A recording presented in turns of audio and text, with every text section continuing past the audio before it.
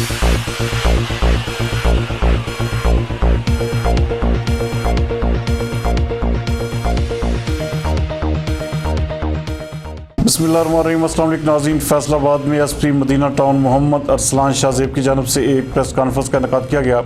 इस press conference में DSP Ataur Rahman और एसएचओ थाना मंसूराबाद अली इमरान भी मौजूद थे।